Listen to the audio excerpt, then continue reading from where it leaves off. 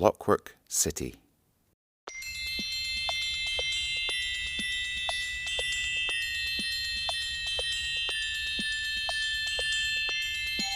Here's a wee tale about a big, important man. A laddie wha fair thocht he was airchie, biding in a big hoose in a big city, a man o' business. See, he kent he was important because he lived in a big hoose in a big city. They didn't just let onybody hae one of them, ye ken. What the man did for a living disna much matter. I'm sure it passed the time, and he'd a wheen of folk working for him, so it must have been important. What does matter, though, is one very weird detail about this big city. You see, in most ways it was just like ony city you could imagine. London, say, or New York, or Auchtermuchty. Streets full of cars, folks striding up and down, busy, bustle, business. But in this city, there was something very odd about the folk. You see, this was Clockwork City, and all the folk in it had big silver keys sticking out their backs. If you wanted the people to get about their day, you had to gie those keys a wee wind. And of course, they couldn't wind their own keys, because they couldn't reach behind themselves to do it. If that sounds a bit inconvenient, it's because it was a bit inconvenient. But then you have to stop what you're doing for a bite to eat sometimes, do you know? And you wouldn't get off a far if you didn't. Anyway, that was the deal in Clockwork City, and they just about got along.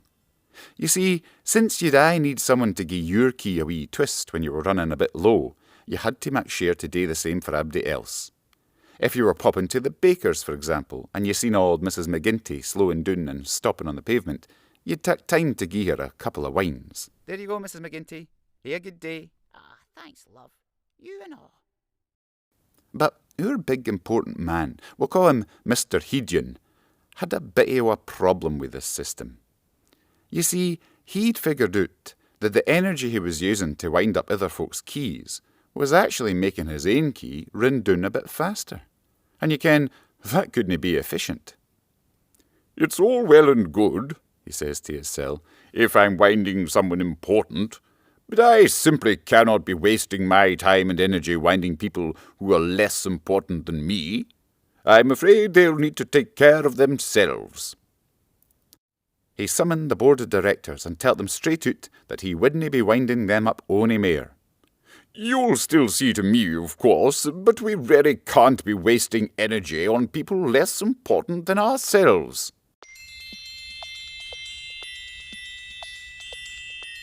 Well, the board fair liked the sound of this. They were fair fed up having to wind up not just each other, but even the managers they dealt with. They called in the managers. Managers to the boardroom, please. All managers to the boardroom. I'm awfully sorry, you chaps, but we won't be winding you up any more. You'll still see to us, of course, but we can't be wasting energy on people less important than us. And off they went, ready to wind Mr. Hedyon if he needed it. So the managers had a wee chat. Hey, if we're winding them, but they're not winding us, we'll all run out of wind. Tell you what, there's no way we can carry on winding up the supervisors. Nae doubt you can guess what happened. Supervisors to the manager's office, please. Supervisors to the A meeting was called, and the supervisors were gied their marching orders.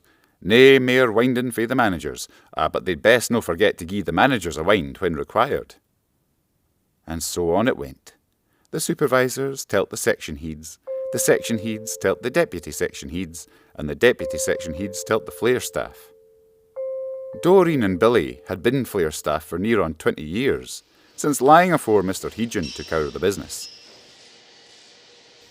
Here, said Billy, if we're winding them, but they're no winding us, we'll all run out of wind.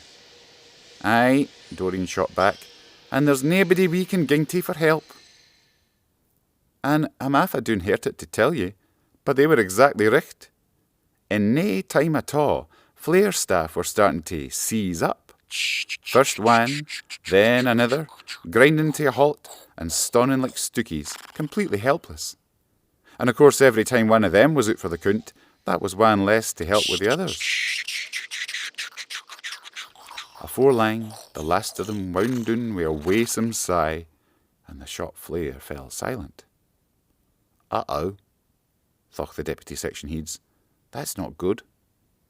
With nae flair staff to help them, it wasna lang till they steered it slowing down, their wee clockwork motors running out a puff, one after another, completely banjaxed.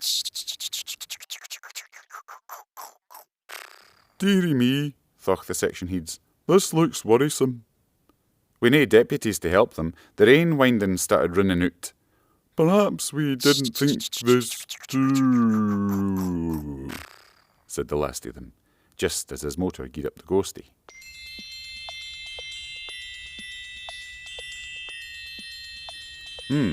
Said the supervisors. "We may have a small problem here." You ken the score. They lasted about 20 minutes till they'd all run out of steam. The managers ran out even faster. Finally, of course, the only one with only wind left at all was Mr. Hedgen, and it was a lonely old feeling. "I may not have thought this through," he muttered. He gazed into the boardroom where the giant mahogany table looked as if it was surrounded by statues. Every board member, completely wound down, gazing sadly at their still reflections in the shiny wood.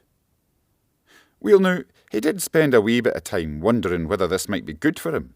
After all, the board were always arguing about his decisions, and the managers were always asking for pay rises, and the supervisors needed to be shown everything 100 times before they got it, and so on and so on and so on.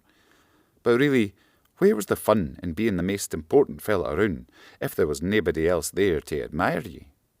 Afore his key could start to slow down, he stepped into the boardroom and started twisting every key he could lay his hands on. The still figures slowly woke back to life, a little bumbazeled, but glad to be awake. "Quick!" shouted Mr. Hedgen. "Go and wind up the managers!" Off they went, a chorus of whirs and pings, and they got the managers back into action. Then they went to the section heads, who went to the deputy section heads, who finally made it to the flair staff. Of course, they all needed a wee bit extra winding when they got home, but partners and parents and wains all lent a hand as usual. And so the story ends, with everything just about back to normal. The only difference is that in the commotion, everybody forgot to wind up Mr. Hedgen.